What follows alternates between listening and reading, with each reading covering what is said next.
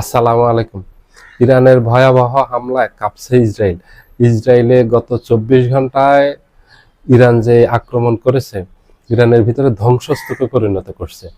গত 38 দিনের হামলায় ইরান ইসরায়েলকে একেবারে গাজায় পরিণত করছে। ইসরায়েলের হেন কোনো জায়গা নেই, হেন কোনো গুরুত্বপূর্ণ স্থাপনা নেই যেগুলি ধ্বংস করেনি। বিদ্যুৎ কেন্দ্র ধ্বংস করে দিয়েছে, ইসরায়েলের বড় তেল শোধনাগার ধ্বংস করে দিয়েছে।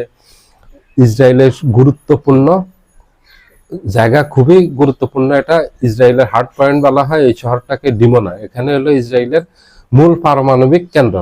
এখানে ধারণা করা হয় যে ইসরায়েলের পরমাণু বোমা এই রক্ষিত আছে এখানে। তারা তাদের যে 50 থেকে 80টা পরমাণু অস্ত্র তাদের হাতে আছে, মনে করা হয় এখানে মজুত করে রেখেছে।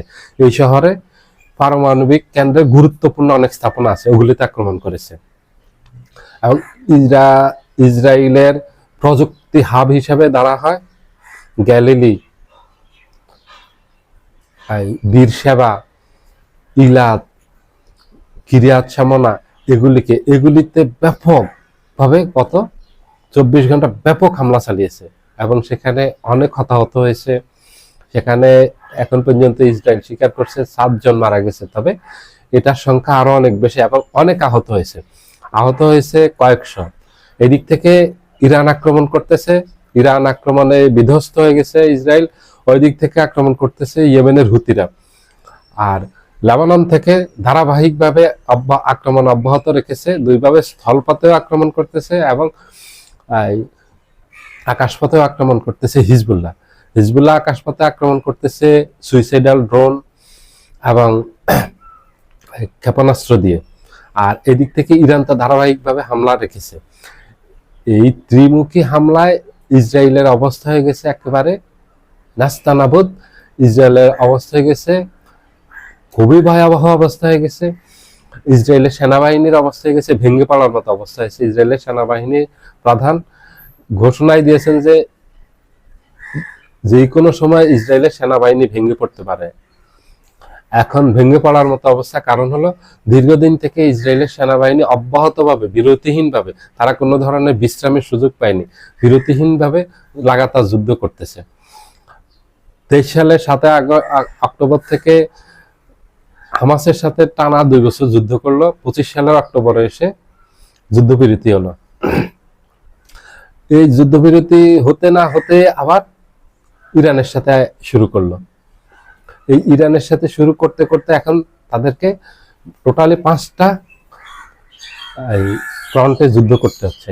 ইরানের সাথে করতে হচ্ছে, হিজবুল্লাহর সাথে করতে হচ্ছে, এদিকে ইসলামিক রেজিস্ট্যান্স অফ ইরাক তাদের থেকে করতে হচ্ছে, হুতিদের থেকে করতে হচ্ছে, এবং ফিলিস্তিনের পশ্চিম তীরে ইসলামিক জিহাদের বিরুদ্ধে আরেকটা ফ্রন্ট খুলতে হয়েছে। এখন 5 ফ্রন্ট খুলে তারা এখন দিশেহারা অবস্থা হয়ে গেছে কোন ফ্রন্টকে মোকাবিলা করবে ভালোভাবে। এবং ইতিমধ্যে তাদের সৈন্য সংকট দেখা দিয়েছে।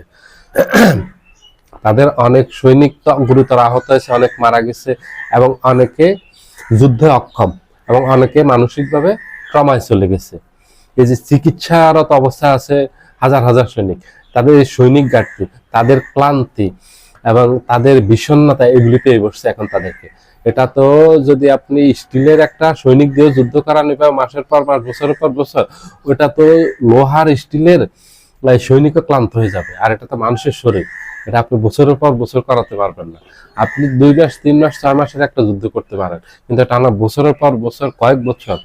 এবং এখন যে যুদ্ধটা চলতেছে ইরানের সাথে, এটা বলা চলে যে কয়েক বছর এই যুদ্ধটা ইসরায়েলের সাথে ইরানের অব্যাহত থাকবে। এটা থাকার সম্ভাবনা বেশি, এই যুদ্ধ থামার সম্ভাবনা নেই। এটাতে ইসরায়েলিরা আরো আতঙ্কিত হয়ে পড়ছে, কারণ এখন ইসরায়েলের আকাশ প্রতিরক্ষা ব্যবস্থাও কাজ করতেছে না। তারা এখন নিরাপত্তাহীনতায় আছে, তাদের যান মাল নিয়ে নিরাপত্তাহীনতায় ভুগতেছে।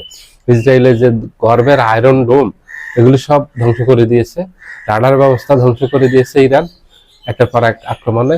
এখন ইরান যত আক্রমণ করে, ইসরায়েলের ভিতরে সব নির্দিষ্ট লক্ষ্যবস্তুতে আঘাত আনে এবং অনেক ক্ষেত্রে আবাসিক এলাকাতে আক্রমণ করতেছে ইরান। ইরানে যে গুচ্ছ বোমাগুলি নিক্ষেপ করতেছে, এগুলি তো কয়েক বর্গ কিলোমিটার এলাকা জুড়ে পড়ে এগুলি ওইসব জায়গায় ধ্বংসযজ্ঞ চালায়, ব্যাপক প্রাণহানি ঘটে, এখানে ব্যাপক সম্পদের ক্ষতি হয়।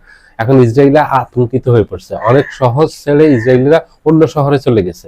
এখন দেখতেছে অন্য শহরে গিয়েও তারা বাঁচতেছে না, কারণ পুরো ইসরায়েল ব্যাপী ইরান ব্যাপক হামলা চালাচ্ছে।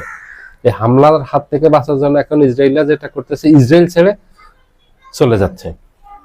এই যুদ্ধ আর আপাতত থামার কোনো লক্ষণ নেই, কারণ এটা নিয়ে আনোয়ার অবস্থানে ইরান।